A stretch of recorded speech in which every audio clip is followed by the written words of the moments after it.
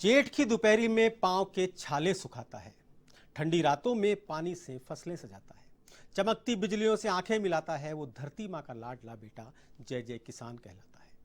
नमस्कार, खम्मा गणी, राम राम सा। जी हाँ, मुलाकात वाला शनिवार। बेसब्री से इंतजार रहता है इस दिन का, इस घड़ी का, इस कार्यक्रम का, क्योंकि यही कार्यक्रम है जो आपसे बात करने का मौका देता है। आपके सवाल, आपके सुझाव और आपकी बातें हमें अभिभूत कर देती हैं। आज भी हम एक खास विषय पर आपसे बात करने जा रहे हैं और हमारे साथ स्टूडियो में दो खास मेहमान भी मौजूद हैं। उनसे हम आपको मिलवाएंगे, लेकिन उससे पहले आप लोगों को बता दें कि यदि आप भी किसी तरह से इनसे बात करना चाहते हैं, किसी शंका का समाधान करना चाहते हैं, कुछ सुझाव हमें देना चाहते हैं, कुछ बात हमारे जरिए आप आगे पहुंचाना चाहते हैं, तो 0141 451 5103 पर फोन करके हमसे सीधा संवाद कर सकते हैं। तो आइए प्रारंभ करते हैं। राम राम सा।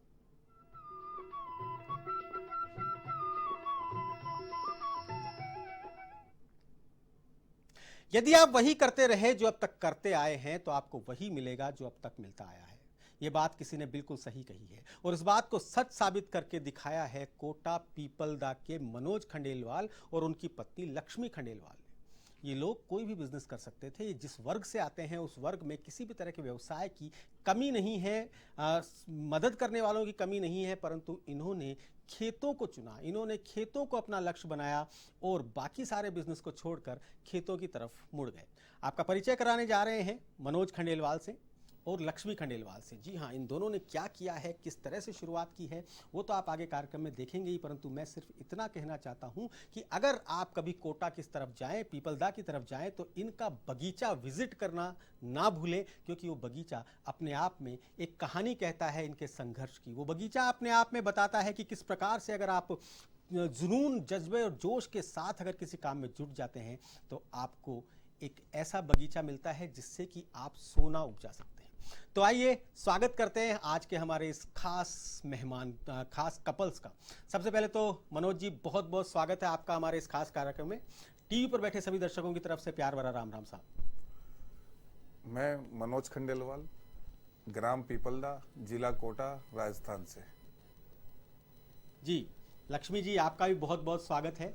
आप भी पूरी तरह से जुटी हुई हैं मनोज जी के साथ में, मिठास बिखेरने के लिए, खेतों में मिठास बिखेरने के लिए। और हाँ, लक्ष्मी जी के बारे में एक बात बताएं, लक्ष्मी जी केवल खेतों में ही काम नहीं करती हैं, ये अपने घर में इन्होंने किचन गार्डन भी बनाया हुआ है जिससे कि अपने घर वालों को ताज़ी सब्जियां खिलाती हैं। लक्ष्मी जी, कहाँ से शुरू हुआ आपका सफ़र? लीजिए, आप ही से शुरुआत करते हैं पहले। जी, बहुत बहुत धन्यवाद सर आपका। जी। सभी को मेरा नमस्कार।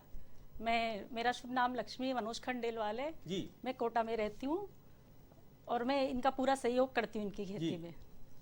तो ये घर में किचन गार्डन का ख्याल कैसे आया? बाजार में अच्छी अच्छी सब्जियां मिलती हैं, बड़े बड़े स्टोर्स अवेलेबल हैं कोटा में। जी, जो बाजार की सब्जियां होती है उनमें केमिकल वगैरह सभी कुछ होता है और घर में जो सब्जियां उगाई जाती है वो ऑर्गेनिक होती है। इसीलिए मुझे बागवानी का शौक शुरू से ही था, तो मैंने सोचा क्यों ना मैं अपने घर में किचन गार्डन लगाऊं। जी। और इसी से मैंने अपने छोटे छोटे पौधे लगा लगा के उस किचन गार्डन को आज बहुत बड़ा बना लिया है। जी, क्या मनोज जी आपके पास आता हूँ, इनके किचन गार्डन के शौक के कारण ही क्या आपका मन हमेशा करता रहा कि बिजनेस ना करके सीधे खेतों में काम किया जाए, खेत आपको लगातार बुलाते रहे? क्या कारण रहा? सर बिल्कुल, मैं शुरू से ही खेत से जुड़ा हुआ हूँ जी। मैं अपने दादाजी और चाचा जी के साथ खेत पे जाता था जी। तो वहाँ पे खेती करते हुए देखता था, मुझे बहुत अच्छा लगता था। जी। सबसे पहले मैंने उन दादाजी की और चाचा जी के साथ अपनी जमीनें, वो जमीन करते थे जी। तो मैंने भी किराए की जमीन लेके स्टार्ट किया। जी। तो 2-5 साल तक मैंने उनमें किया तो जी। मुझे कुछ अच्छा मुनाफा नहीं हुआ। जी। क्योंकि किराए की जमीन में किराया निकल जाता था एक तरह से। जी। उसके बाद मैं अपने बिजनेस में आया, धीरे धीरे बिजनेस में करने लगा। बिजनेस करने के बाद कुछ मुनाफा हुआ। जी। तो मुनाफा होता गया तो मैं 6 बीघा जमीन सबसे पहले स्टार्टिंग में खरीदी मैंने। अच्छा, मतलब बिजनेस कर रहे थे, बिजनेस से मुनाफा हो रहा था, परंतु आपका मन वहीं अटका हुआ था। मेरा मन वहीं अटका हुआ जी। था। तो बिल्कुल सर, मैंने वो 6 बीघा जमीन ली, जो कि उसमें पानी वगैरह की कोई सुविधा नहीं थी। अच्छा। तो मैंने सबसे पहले उस जमीन को लेके उसमें बोरिंग करवाई, सोलर ऊर्जा लगवाई। जी। और सबसे पहले ट्रेडिशनल खेती करी सर। जी। तो जिसमें गेहूं किया, सरसों करी, सोयाबीन किया। जी। उसमें विशेष मुनाफा नहीं हुआ तो मैंने सब्जी वगैरह पे ट्राई किया। जी। मैंने काफी हद तक सब्जियां करी उसमें, सब तरह की सब्जियां करी मैंने। सब्जियां करते करते मेरे को जैसे मुनाफा होता गया बिजनेस से, सब्जियों से, तो मैं हर साल 10-5 बीघा जमीन को खरीदता गया जी। तो मैंने लगभग ऐसे करते करते 25-30 बीघा जमीन कर ली। उसके बाद हर साल मैं 5 बीघा 10 बीघा जमीन खरीदता गया जी। उसके बाद सब्जियों में लेबर प्रॉब्लम आने लगी, तो कुछ नया करने की सोची मैंने जी। तो कुछ नया करते करते मुझे ख्याल आया कि अब क्या किया जाए। जी। तो मैंने 1-2 जनों से सलाह मिलाई, तो उन्होंने कहा कि बागवानी के ऊपर भी ध्यान दिया जा सकता है। जी। जी। जी। तो मैं बागवानी के लिए मैंने प्रोग्राम बनाया, अच्छे अच्छे बागवान की लिस्ट चलिए बनाई। मनोज जी, एक बार बीच में रोकना चाहूंगा। जब आप इस तरह की सब्जियां उगा रहे थे, खेतों से काफ़ी नज़दीकियां हो गई थी, बागवानी में आप दूसरी तरफ गए, लेकिन इसमें आपको सरकारी जो डिपार्टमेंट होते हैं, जो एजेंसीज होती हैं, जो इंस्टीट्यूट्स होते हैं, जो आपको सलाह देते हैं, जो आपको सिखाते हैं, उनमें किसी का सहयोग की ज़रूरत पड़ी? आप गए कहीं पर? सर सब्जियों तक तो हमें जरूरत नहीं पड़ी, क्योंकि सब्जियां तो हमारे यहाँ पे बेसिकली हमारे गाँव ही सब्जियों का है जी। तो वहाँ तो सारी चीजें, हमें सब्जियों में तो कोई तकलीफ नहीं आई जी। पर जहाँ बागवानी का नंबर आया वहाँ हमें तकलीफ नजर आई। जी। तो सबसे पहले हम केवी के गए बगीचों के लिए। जी। तो केवी के वालों ने हमें समझाया इस तरह से लगा सकते हैं, इस तरह से लगा सकते हैं। जी। उसके बाद हमारा विचार आया कि चलो इसको भारत भ्रमण में चला जाए, कि देखा जाए कि किस तरह से बगीचे लगे हुए हैं लोग बागों के। जी। तो सबसे पहले हमारे पास में बगीचों का बहुत बड़ा स्कोप है, माधोपुर। हम सबसे पहले सवाई माधोपुर गए, जी। वहाँ देखा हमने, वहाँ से काफी अच्छी एनर्जी मिली मुझे इस चीज को करने के लिए। जी। फिर हम आगे निकल गए, वहाँ से जयपुर आए, जयपुर में भी देखा मैंने। जी। जयपुर के बाद हम निकल गए सर दिल्ली मंडी, आजादपुर मंडी, कि भाई बिकता है कि नहीं बिकता है ये माल। वाह। तो फिर हमने वहाँ जाके देखा कि यहाँ तो बहुत ज्यादा डिमांड है अमरूदों की, जी। क्योंकि जितनी गाड़ियाँ आ रही थी सब बिक रही थी हमारे सामने। जी। तो मैंने प्लान बनाया, वहाँ डिफरेंट डिफरेंट वेराइटी थी। जी हाँ। तो मैंने सब पे रिसर्च करने की सोची। तो मैं वहाँ से सीधा लखनऊ निकल गया, लखनऊ जाके मलियाबाद गया, मलियाबाद से हम बनारस इलाहाबाद निकल गए। वहाँ जाके देखा, पौधों की नर्सरी देखी, वहाँ पता लगा कलकत्ता और भी ज़्यादा अच्छा है। हम कलकत्ता निकल गए, कलकत्ता जाके देखा तो वहाँ तो बहुत ही नर्सरियाँ, ज़बरदस्त नर्सरियाँ, एप्पल बेर भी देखा, अमरूद भी देखा, सब कुछ देखा मैंने वहाँ जाके। जब वहाँ देखा तो मुझे ऐसा लगा कि अभी और रिसर्च बाकी है, तो वहाँ से हम उड़ीसा विजयवाड़ा चला गया। मतलब अमरूद की कोई ऐसी नगरी आपने छोड़ी नहीं जहां अमरूद उगता हो और वहां आप नहीं गए हो? बिल्कुल सर, विजयवाड़ा से रायपुर आया, रायपुर से मैं नागपुर आया, नागपुर से मैं नासिक निकल गया, नासिक से शोलापुर निकल गया सीताफल को देखने। वाह। शोलापुर जाके मुझे और लगा कि और रिसर्च करनी है, तो मैं गुजरात निकल गया, बड़ौदा आ गया, अहमदाबाद आ गया। वहां से घूमते घूमते सबसे ज्यादा मुझे बताया कि रतलाम अपने यहाँ का सबसे नंबर 1 है जी। अपने। मैं रतलाम भी गया, रतलाम जाके देखा तो एक से एक सुंदर बगीचे थे सर। मतलब इस अमरूद ने आपको पूरा भारत भ्रमण करवा दिया? बिल्कुल सर। और जिद आपकी ये थी कि लगाना अमरूद ही है? लगाना अमरूद ही है, क्योंकि उसको बेचने में और करने में सबसे ज्यादा इजी है सर वो। जी। आपको आपने पहले भी कई बार बताया और बताया कि केवीके से आपने कहा कि आपको सपोर्ट मिला। एक आवाज हम आपको सुनाते हैं, पहचानने की कोशिश कीजिए कौन है। जी नमस्कार, राम राम साहब। राम राम सर, नमस्कार। कैसा लग रहा है आपको? आपके ही क्षेत्र के लोग इस समय पर टीवी पर बैठे हैं और आपके बारे में बता रहे हैं केवीके से हमें बहुत सपोर्ट मिला। सर बहुत अच्छा लगता है जब अपने किसान अपनी बात को मानते हैं, और मानने के साथ साथ आप ऐसा मंच मिलता है किसान भाइयों को। क्योंकि मैं जब झालावाड़ था तो कई किसान आपके मंच पे आए जी। मेरे झालावाड़ के किसान, तो बड़ा अच्छा लगता था। और कोटा में 3 साल से हूँ, पहली बार इस मंच पे मेरे किसान को देखकर बड़ा अभिभूत हूँ मैं। और मैं इन दोनों दंपत्ति को बधाई देना चाहूंगा कि इस तक पहुंचे आप। मनोज जी, पहचाने कौन है? सर गुरु पूर्णिमा पे आपने गुरुजी से बात करा दी, इससे बड़ी बात क्या होगी। इन्होंने ही हमें सीख दी, हमें आगे बढ़ाया, और इन्होंने ही हमें प्रोत्साहन दिया कि बागवानी बहुत अच्छी चीज है। और अमरूद की और आंवले की और नींबू की 3 सलाह इन्होंने दी थी मुझे सबसे पहले, कि अपनी बेल्ट में सबसे अच्छे ये 3 चीजें होती है। फिर भी मेरे को तो अमरूद पे मन था, तो मैं अमरूद पे ही गया। अमरूद पे जाने के बाद इन्होंने मुझे काफी सपोर्ट किया, वैरायटी के बारे में बताया जी। इनसे मैंने समझा। एक सवाल मैं रामराज जी से पूछना चाहता हूँ। रामराज जी, आपकी भी जिंदगी में इतने लोग आए होंगे, इतने किसान आए होंगे, पर इतना जुनून वाला कोई किसान देखा आपने जो पूरा देश घुमाए सिर्फ इसलिए कि अमरूद? जुनून है सर, मनोज जी का मैं देखता हूँ इनमें सीखने की जो ललक है, और मेरा शुरू से कहना रहा है कि सीखने की ललक वाला किसान ही पैसा कमा सकता है जी। और वो चीज इनमें है। इसके साथ साथ इनका जो डिलीवरी है, यानी बाकी किसानों की भी आप मदद करते हैं। आइए मेरे फार्म पे देखिए, बहुत बढ़िया। अगर हम किसान का वाकई उसको आगे बढ़ाना चाहता तो सीखने सिखाने की दोनों चीज उसमें पैदा करनी होगी हमको, और वो चीज इनमें है।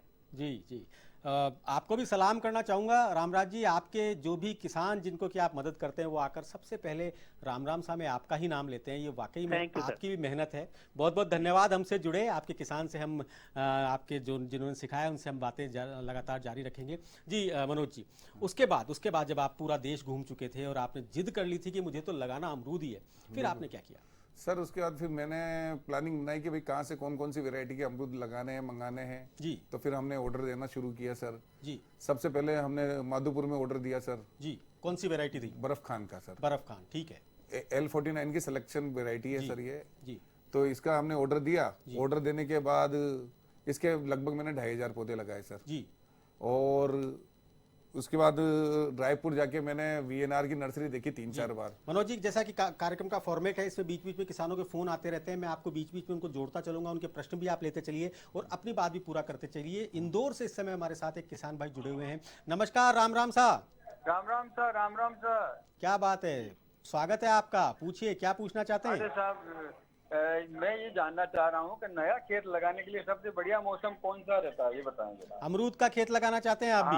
हाँ साहब, बिल्कुल। बहुत बढ़िया। मनोज जी बताइए। सर मेरे हिसाब से सबसे बढ़िया मौसम 15 फरवरी से लेके 15 मार्च का रहता है जी। इस टाइम पे ना तो सर्दी रहती ना गर्मी रहती और पानी भी अपन अपने पास पर्याप्त होता है तो हम उसको देते हैं, तो एक साल अपना बगीचा आगे हो जाता है जी। ये बात हुई बगीचा लगाने की। अब उसमें किस्म कौन सी होती है वो मैं आपसे पूछता चलूंगा, आप नोट करते चलिएगा। बर्फ खान की बात आपने की। हाँ सर जी। तो बर्फ खान क्या है कि ये लंबे डिस्टेंस का लंबे टाइम का पौधा है सर जी। तो इस पौधे को लगाने के लिए अपन को 18 बाय 18 फीट अपन को लेना पड़ता है, 6 मीटर के हिसाब से लगभग। और इसको अपन ग्राफ्टेड पौधा आता है ये जी। तो इसके सबसे बड़ा विशेष ध्यान रखना पड़ता है कि सर नीचे की फुटट बिल्कुल भी नहीं चलनी चाहिए जी। तो उसको, और जहाँ से ग्राफ्टेड हुआ है उसका नीचे का कुछ भी नहीं होना चाहिए और 1-2 साल तक इसमें कटिंग पे विशेष ध्यान देना चाहिए। यदि आपने इतना सा कर लिया तो ये बगीचा अपने आप में डेवलप हो जाता है, ये ऑटोमेटिक होता है जी। बीकानेर से एक और दर्शक इस समय आपसे जुड़ना चाह रहे हैं, बात करना चाह रहे हैं, आपसे संवाद करना चाह रहे हैं। जी नमस्कार, राम राम सा। राम राम सुनील जी। जी पूछिए, क्या पूछना चाहते हैं? सर मैं किसान परिवार से हूँ जी। मैंने 10 अमरूद के पौधे लगा रखे हैं जी। लेकिन सर मेरा फल जो है वो बहुत जल्दी सड़ जाता है, तो अगर सर मुझे इस बारे में कोई उपचार बताएं तो मैं इसको बड़े पैमाने पे करना चाहती हूँ। जी मनोज जी बताइए, क्या कारण है उनका फल सड़ जाता है या गिर जाता है, क्या कारण है, क्या कारण हो सकता है? सर या तो मिट्टी में नमी ज्यादा रहती होगी या फिर पानी की थोड़ी सी कमी रह सकती है, उस वजह से भी फल का ये हो जाता है जी। और अपन टाइम टू टाइम उसमें खाद वगैरह नहीं दे पाते तो उस वजह से भी वो थोड़ी सी प्रॉब्लम हो जाती है जी। तो इसमें क्या है कि हमेशा सितंबर, अगस्त, जून, जुलाई के महीने में जी एक ऑर्गेनिक खाद आता है अपना, वर्मी कंपोस्ट आता है, नीम केक आता है जी, ये जरूर देना चाहिए ताकि उसमें क्या है फ्रूटिंग की ग्रोथ भी अच्छी होती है और फ्रूट भी अच्छा आता है जी। तो एक बार बीच में लक्ष्मी जी से बात कर लेते हैं। लक्ष्मी जी, मनोज जी तो पूरी तरह से व्यस्त थे अमरूद उगाने में, अमरूद को ढूंढने में, अमरूद की मिठास कोटा और उसके आसपास के क्षेत्रों में पहुंचाने में। मीनवाइल आपने भी सब्जियां खेतों में उगानी शुरू की क्योंकि आप किचन गार्डन भी करती थी, तो क्या आपने किस प्रकार सपोर्ट किया इनका सब्जियों में? सब्जियों में तो मैं बस जाया करती थी इनके साथ और देखा करती थी कैसे क्या होता है जी, और किस तरह से उगती है, या काफी सारी चीजें देखने को मिलती थी। मैं वहां जाती थी तो इनके साथ जी, इसीलिए तो मैंने घर में भी अपने सब्जियां लगाना शुरू कर लिया जी। तो घर पे सब्जियां लगा के लोग आसपास से आते होंगे लोग देखने करने उसे? जी बिल्कुल सर, बहुत से लोग आते हैं मेरे किचन गार्डन को देखने, तो और वो कहते हैं कि हमें भी ऐसा किचन गार्डन लगा के दो जी। तो मतलब आप लोगों ने बांटा हुआ है, सब्जियों का काम आपका और फलों का काम मनोज जी का? नहीं, ऐसा नहीं है। मेरे किचन गार्डन में मैंने अमरूद के पौधे भी लगाए हैं और गमले में बहुत से अमरूद आ रहे हैं मेरे घर पे। अच्छा, अब आपने घर में भी अमरूद के पौधे लगा लिए। चलिए, अशोक चौधरी इस समय फोन लाइन पर जुड़े हुए हमारे साथ। नमस्कार अशोक जी। राम राम सर, सुनील सर जी। राम राम साहब, मैं बिल्कुल ठीक हूँ, आभार आपका, फोन किया आपने, पूछिए क्या पूछना चाहते हैं? मेरा सवाल था साहब, अमरूद में अभी इस टाइम पे जो है जी बहुत सारे कीड़े अंदर निकलते हैं जी, बाहर से कुछ भी उसके ऊपर वो नहीं होता है जी, और अंदर उसमें कीड़े निकलते हैं, तो उसका जैविक क्या इलाज हो सकता है? मनोज जी, क्या इलाज हो सकता है? सर ये फल मक्खी का रोग आता है जो बरसात में आता है जी, उसके लिए हम या तो फॉर्मन टेप लगाएं उसको कंट्रोल करने के लिए जी, या फिर अपन को बैगिंग करनी पड़ती है बरसात में। इसके अलावा इसका कोई बेसिकली इलाज नहीं है जी। यदि अपन बैगिंग करते हैं तो आजकल बैगिंग के लिए कई सामान आते हैं सर, थैलियां आती है,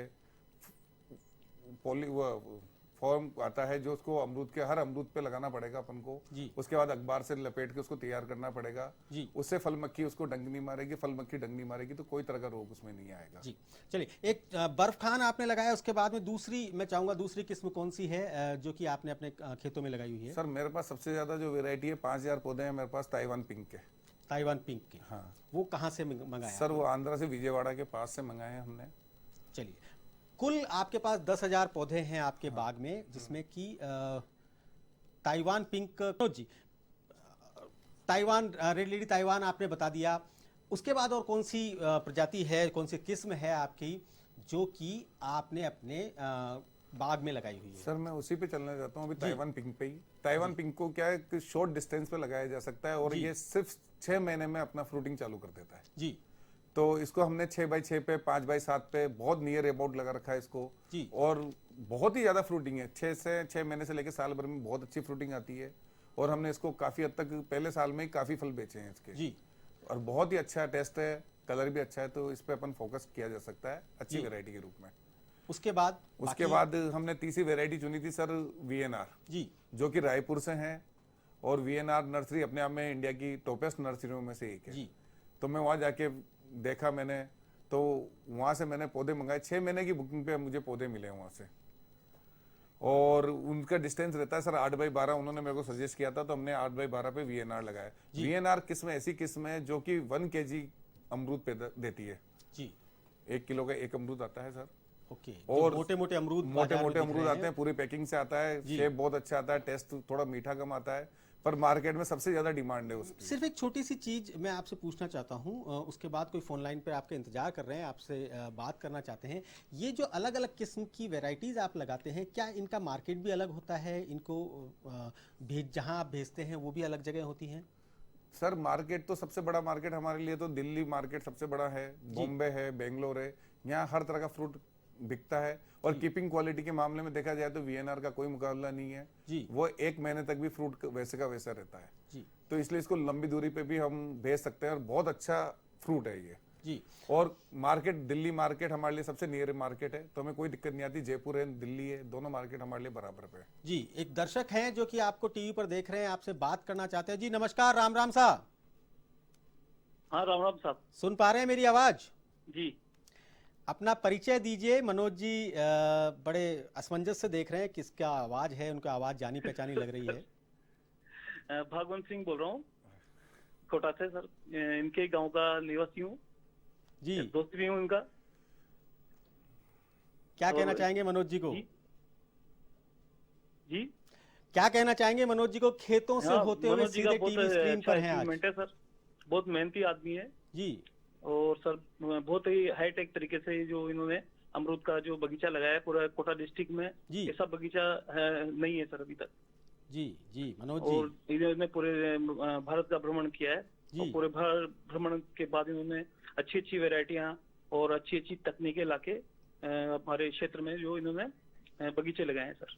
और इनको देख के जो हमारे क्षेत्र के जो किसान हैं और कई लोग हैं वो इनसे प्रेरित हो रहे हैं और वो भी इनकी तरह ही वो बगीचे पे जा रहे हैं सर। तो ये कि एक तरह से लोगों के लिए बहुत प्रेरणा के स्रोत भी हैं सर। जी हाँ, बिल्कुल बिल्कुल मनोज जी, जब आप इस तरह का काम करते हैं और लोग आपको फॉलो करते हैं तो देख रहे हैं, आपको फ़ोन कर रहे हैं कि KVK से फ़ोन आ गया, आपके गांव से मित्र का फ़ोन आ गया, कैसा लग रहा है आपको कि खेतों में मेहनत करके, खेतों में पसीना बहा करके कि आज पूरे लोग आपको देख पा रहे हैं? सर मुझे बहुत अच्छा लग रहा है और विशेष तौर से मुझे भागवंत सिंह जी का फ़ोन आया तो बहुत खुशी हुई, क्योंकि उन्हीं की वजह से मैं आज कुछ चीज़ें कर पा रहा हूँ। जैसे ज़मीन उन्होंने कई जगह मेरे को दिलाई है, कई मेरे पीछे से उन्हें मेरे बगीचे संभाल लेते हैं, हम दोनों मिलकर काफ़ी अच्छे कर लेते हैं। वो बहुत ही ज़्यादा टैलेंटेड हैं एग्रीकल्चर में और शुरू से प्रोग्रेसिव रहे हैं, तो उनकी काफ़ी मदद मिली है मेरे को काम करने में। हो सकता है आज उन्हीं की वजह से मैं ये खेती कर पा रहा हूँ। अगर आमदनी की बात करें अमरूद से, क्योंकि किसान करते समय थोड़ा सा ये देखता है कि मुझे इससे क्या मिल पाएगा, कितना कुछ, अगर आमदनी की बात करें तो क्या कहना चाहेंगे, कितना आपने अर्न किया अमरूदों से? सर अभी तो मेरा बेसिकली 2 साल हुए हैं बगीचे को, तो विशेष अर्न तो नहीं किया, पर उतना अर्न तो किया है जितनी बड़ी खेती से आता था मुझे, मतलब दूसरी खेती से। पर उसके साथ साथ मैं दूसरी ट्रेडिशनल खेती भी करता रहा, तो मुझे तो डबल प्रॉफिट हुआ है। अब इसके बाद इस साल मेरा बड़ा टारगेट है कि हाँ, डबल प्रॉफिट तो है ही। लक्ष्मी जी तो आपके साथ वैसे ही है और दूसरी लक्ष्मी और मिल रही है आपको, डबल नहीं फिर तो 3 गुना हो गया सर मेरे को प्रॉफिट, और काफी हद तक अर्निंग जो आ रही है वो अच्छी आ रही है। और अभी जो ग्राफ है वो बिल्कुल सीधा ऊपर की तरफ जाएगा, क्योंकि इसमें अब इस साल का बहुत बड़ा टारगेट है, कम से कम 10 से 15 लाख का मेरा बगीचा निकलेगा और हर साल डबल होता जाएगा सर उस कंडीशन में। लक्ष्मी जी तो साथ हैं आपके, लेकिन पहली पीढ़ी यानी आपके माता पिता और दूसरी पीढ़ी जो कि आपके बच्चे हैं, उनका कैसा सपोर्ट रहता है? क्या वो खुश हैं आपके इस काम से? सर हमारे पापा बहुत पॉजिटिव हैं, वो बैंक में जॉब करते थे, जब से ही पॉजिटिव हैं। बैंक मैनेजर से अभी रिटायर्ड हुए हैं वो राजस्थान बैंक से, तो उनका ही सबसे ज्यादा सपोर्ट रहा है मेरे को आगे बढ़ने में। उनका विश्वास मेरे को हमेशा आगे बढ़ाता है, 100% विश्वास करते हैं वो मेरे ऊपर, और उन्हीं की देन है कि मैं आगे बढ़ता जा रहा हूँ जी। और बच्चों की बात करें तो बच्चे मेरे बहुत अच्छे हैं, बहुत सीधे हैं। क्या करना चाहेंगे फ्यूचर में?